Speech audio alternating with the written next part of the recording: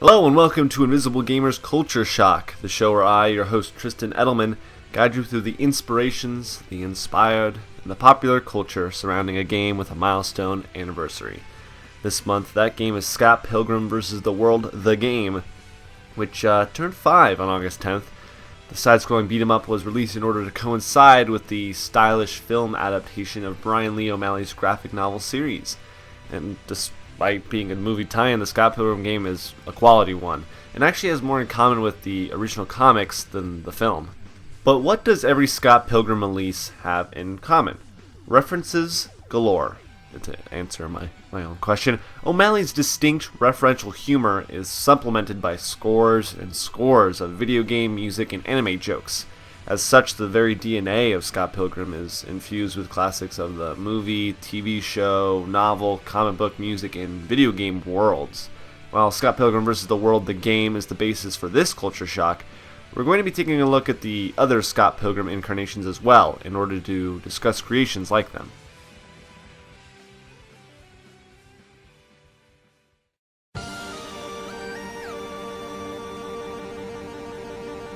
First, let's start with the graphic novel that started it all. Brian Lee O'Malley's 6 Scott Pilgrim volumes are digest-sized and resemble manga volumes as well due to O'Malley's art style and black and white coloring. Or lack of coloring, I guess. Right off the bat, O'Malley's inspirations were placed front and center, and so was his referential, witty, and somewhat comfortable humor. Scott Pilgrim is instantly familiar but also unique to the blend of Western and Japanese culture that O'Malley infused into the manga-influenced comic, as he calls it. And the manga that influenced O'Malley, at least according to him, was Ranma 1/2. He wanted to write a comic like a shonen manga, but Ranma 1/2 was the only one he had read leading up to working on Scott Pilgrim. The manga follows a boy skilled in martial arts, who is cursed and turned into a girl. Thankfully, he can turn back into a boy when splashed with hot water, and vice versa. Yeah, sounds about right, sounds pretty silly. Almost as silly as a story about a Canadian guy that has to defeat 7 evil exes in order to be with a girl he met at a party and really kinda likes. Ranma 1/2 and Scott Pilgrim not only share a sense of humor and design, but they can also be easily described with ridiculous premises. Scott Pilgrim is kind of a lame, wimpy, down on his luck, wannabe hero.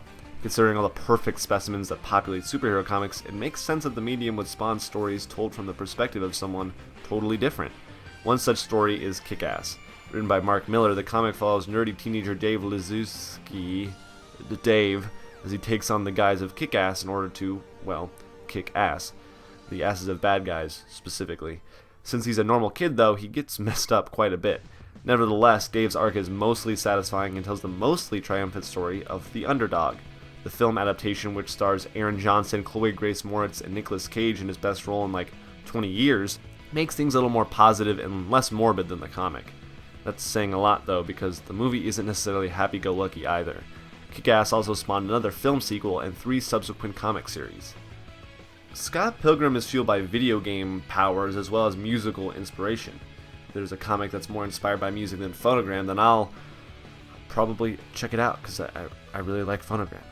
It's an image series written by Kieran Gillen with art by Jamie McElvey. It follows phonomancer David Cole, who is pretty much a mage that uses music as his power. It's not really ever that straightforward, though, and he goes in search of his Britpop goddess, who has gone missing. So, yes, Phonogram is clearly a love letter to Britpop. Each issue is inspired by a different album from a different Britpop band, and it's a bizarre and entertaining look at the culture surrounding the genre. It's one of the most unique and inspiring comics I've ever read, so this one is really, truly, heavily recommended. Volumes 1 and 2 collect each of the issues released so far, and the third series will begin again this month. Brian Lee O'Malley's other comics are great places to go after experiencing Scott Pilgrim. Lost at Sea was the author's first comic, and it's more of a serious tale about a road-tripping, coming-of-age girl that thinks her soul was stolen by a cat. O'Malley's Scott Pilgrim successor, Seconds, tells the story of a head chef who eats some mushrooms that have the magical ability to fix her problems.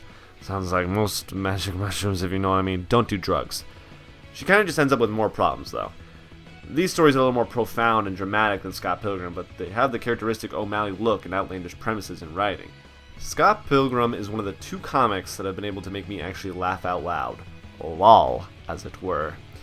The other, however, isn't a graphic novel. Peanuts is quite simply the best comic strip published in newspapers ever. Charles Schulz's sense of humor, writing, art style, and progressive social commentary that nevertheless feels comfortable and relatable is unmatched.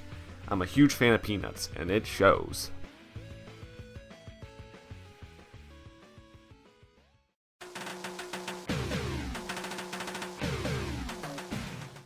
Scott Pilgrim vs. the World, the 2010 film adaptation of all 6 of the graphic novels, is a very stylish film. In spite of that, it was a box office disappointment. In spite of that, the movie received generally positive reviews and has a large cult following. It is directed by Edgar Wright of Shaun of the Dead, Hot Fuzz, and The World's End fame, who also co-wrote this year's Ant-Man before departing the project. The movie also stars just a whole bunch of people.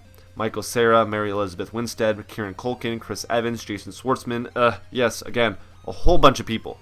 It's a great movie even if it feels a little rushed and abridged compared to the original comics. But what else can you expect from a 2-hour movie? If you enjoy Scott Pilgrim vs. the World, Edgar Wright's other movies should be the first ones you check out next. The Three Flavors Cornetto trilogy, which is made up of the 3 aforementioned movies that star Simon Pegg and Nick Frost, has a lot of the Scott Pilgrim DNA in it, visually and comically. All 3 movies have quick, pretty violent action sequences that nevertheless maintain a sense of humor and morbid fascination. That translates pretty well to Scott Pilgrim's video game and anime-inspired fight scenes. Strangely enough, despite the very British flavor of Edgar Wright's other films, the non-British actor's delivery and on-screen presentation of the Scott Pilgrim humor is very in line with those movies. Maybe it's because it takes place in Canada? The kick-ass conceit of a lame character with superhero aspirations is captured in as mature a form in Super. Super was released in 2010, just like Scott Pilgrim vs. the World and Kick-Ass. So basically, the cinema of 2010 was made up of wimpy superhero wannabes that find some success. In any event, Super stars Dwight Schrute himself, Rainn Wilson, and Ellen Page. It's a bizarre, morbid, and frankly unsettling movie that skews more gross than humorous, although there clearly was some kind of weird comedic intent. Ultimately, though, Super is about a delusional man on a spirit quest that he believes is righteous, and it's a compelling and relatively obscure experience. The 2008 live-action Speed Racer movie is a bizarre one. Directed by the Wachowskis, Speed Racer isn't really a great movie or even necessarily a good one, but strangely enough, it captures the look of an anime in live action to mixed reception. I think the movie looks really cool and stylish at times, and unsettling and annoying at others. It doesn't have the wit or smart writing of Scott Pilgrim, but it shares some aesthetic similarities with Edgar Wright's film due to the anime influence on both. If you want perhaps the movie defined by anime, watch Akira. I mean, it is literally an anime film. The 1988 release was and is a huge influence on other anime creators in the American perception of Japan's then mysterious animation style. Akira doesn't have the humor of or thematic similarities to Scott Pilgrim, but if not for Akira, the great country of Canada and Brian Lee O'Malley might not have heard of the old animu, and Scott Pilgrim wouldn't have taken on its final form.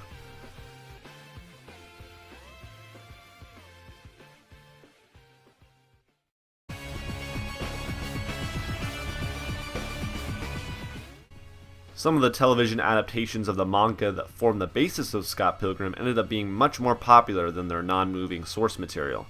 Said anime pierced the Western consciousness even more effectively after the work Akira put in, and some are even directly referenced in Scott Pilgrim. When it comes to anime, we have to talk about Dragon Ball Z. No other anime is bigger, like in terms of the entire world. It's hard to describe the impact DBZ had, but ask any self-professed 90s kid what they think about the show. They'll have an opinion. Fans of DBZ transcend the anime nerd trope, and many probably never watch another anime again. Kamehameha and spiky hair references abound in Scott Pilgrim, and the hyperbolic drama chamber that was Dragon Ball Z paved the way for other anime success, and by extension, Scott Pilgrim. Perhaps 2 of the other biggest anime to have ever existed are Naruto and One Piece. Both have over 600 episodes and show no signs of stopping in the immediate future. Both have a mix of intense, action-based melodrama and incredibly goofy and ridiculous humor. And yes, both are referenced in Scott Pilgrim. One Piece in particular is actually a great show that I've enjoyed in my relatively little experience with it, and Naruto was like good for a while or whatever. But both are kind of essential to understanding the mainstream reach of anime in the West and globally. Finally, much like Akira paved the way for anime in the West, Astro Boy paved the way for anime, period, starting back in 1963. It was an adaptation of the 1952 manga by Osamu Tezuka. He's pretty much the Walt Disney of anime. If you want to really get to the core of the widespread appeal of the anime art form, start with Astro Boy.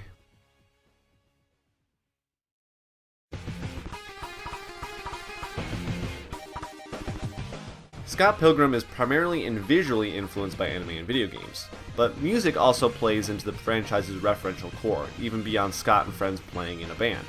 Scott Pilgrim, as a name, is taken from 90s indie pop rock band Plumtree's song of the same name. Scott's friend and fellow bandmate Stephen Stills owes his name to the real-world musician Stephen Stills, best known for his work with Crosby, Stills, Nash & Young and Buffalo Springfield. The nickname of Young Neil, a hanger-on friend of the band, is a reference to frequent Stills collaborator Neil Young, who is also an accomplished solo artist. Scott's band, in which he plays bass, is called Sex Bob-omb. There are a couple references here, actually. First of all, Bob-ombs are common enemies in the Super Mario Bros. Series. In the music realm, though, it signifies an homage to, possibly, both the Sex Pistols and the song Sex Bomb by Flipper. Oh, and yes, you should check out all of these people and things. Brian Lee O'Malley has a fairly vocal love for the Smashing Pumpkins. I mean, I think I've seen him tweet about it at least a dozen times. Anyways, the title of one of the albums, Scott Pilgrim and the Infinite Sadness, is a reference to the band's 1995 album Melancholy and the Infinite Sadness. The Smashing Pumpkins incidentally foster the same kind of bizarre feeling that Scott Pilgrim does, albeit in a less energetic fashion.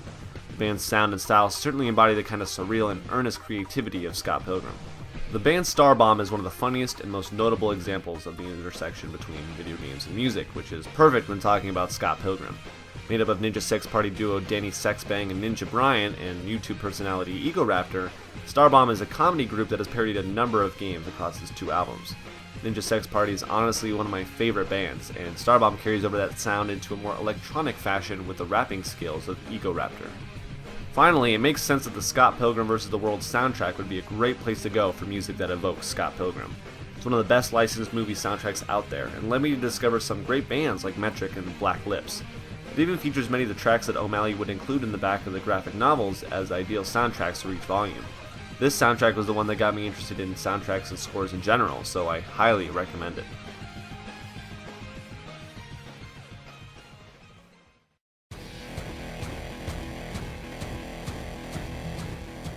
Before we finally talk about video games, let's talk about books, like the ones with just words, no pictures here. While there weren't many novels I could necessarily equate to Scott Pilgrim, there were a couple I could recommend based on one factor alone: laughter. Hitchhiker's Guide to the Galaxy is the funniest book series I've ever read. The first book is, in fact, my favorite book of all time.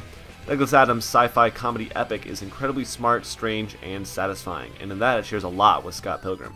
I've legitimately laughed out loud reading Adams' words, and if a somewhat satirical, weird take on a known genre or style is what you're looking for, read Hitchhiker's Guide to the Galaxy. The movie isn't as good, of course, but it's still worthwhile as well. I like to describe the Discworld series as the Hitchhiker's Guide to the Galaxy for fantasy. The late and great Terry Pratchett's long-running series plays with fantasy expectations and is rife with jokes and wit. Like Hitchhiker's Guide, Discworld, in spite of its comedic angle, tells an epic story due to its length and character investment. Hitchhiker's Guide, Discworld, and Scott Pilgrim share the ability to use comedy to make a seemingly purely dramatic story incredibly enjoyable.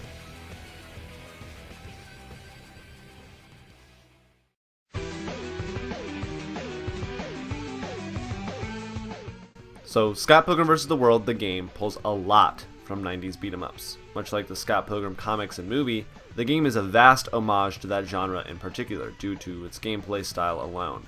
It also includes numerous references to the biggest 80s and 90s video game hits like Mario, Zelda, Sonic, Pac-Man, and Street Fighter.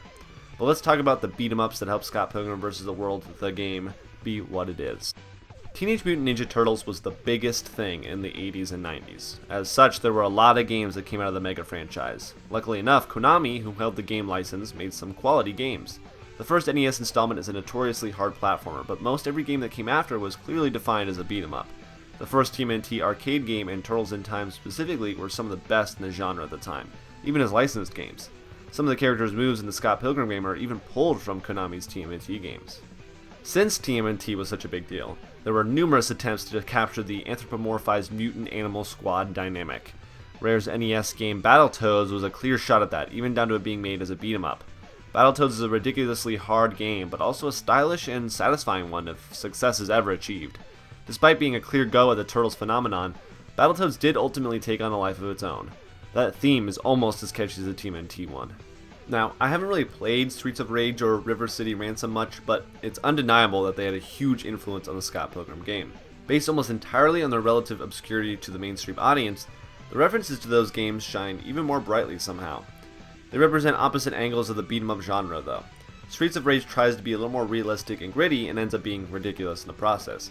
River City Ransom, on the other hand, features cartoony, chibi-style sprites and is part of a series where said sprites do things like play dodgeball and beat people up. I think it's trying to be a little more lighthearted. Double Dragon is one of the earliest examples of an iconic beat 'em up series. It follows brothers Billy and Jimmy in one of the most 80s street action games of all time. It's honestly not as good as the other games I've talked about, but it set the stage for the beat 'em up genre, really. Play it if you want to be informed on the lineage of the genre, which includes other Scott Pilgrim-esque games like Final Fight, Golden Axe, and more recently, Beautiful Joe. But don't feel left out if you don't get to Double Dragon. I really don't like it all that much. Don't tell Billy and Jimmy. They'll beat me up.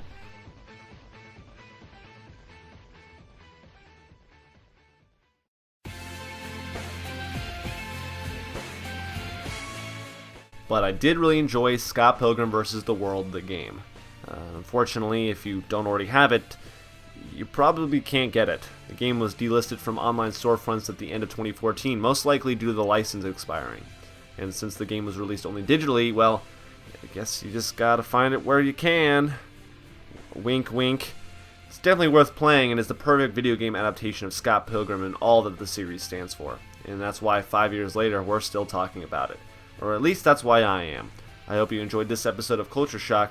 The takeaway from the show is that you will hopefully have a whole bunch of media to consume in case you liked even one little aspect of Scott Pilgrim vs. the World, the game. We'd like to make this show as enjoyable and informative as possible, so like, comment, subscribe, and share this video with your friends.